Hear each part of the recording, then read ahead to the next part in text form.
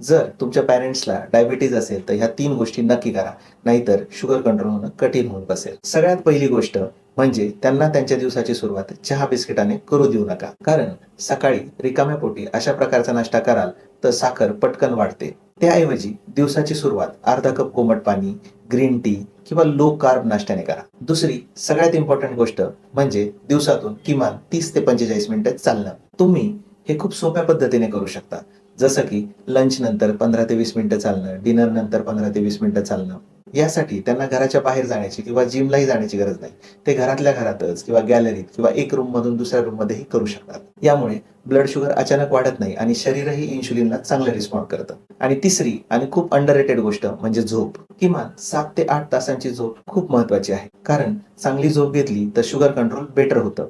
पण कमी झोप झाली तर भूक अजून वाढते, जास्त प्रमाणात खाल्लं जातं आणि शुगर अजून जास्त प्रमाणात वाढते. एक गोष्ट लक्षात ठेवा, डायबिटीज कंट्रोलमध्ये करायचं असेल तर डाएट, वॉकिंग आणि स्लीप हे 3 पिलर स्ट्रॉंग असणं अत्यंत महत्वाचं आहे. मित्रांनो, ही रील आत्ताच सेव्ह करा आणि तुमच्या पॅरेंट्सला शेअर करा आणि अशाच प्रॅक्टिकल आणि हेल्दी टिप्ससाठी मला फॉलो करायला विसरू नका.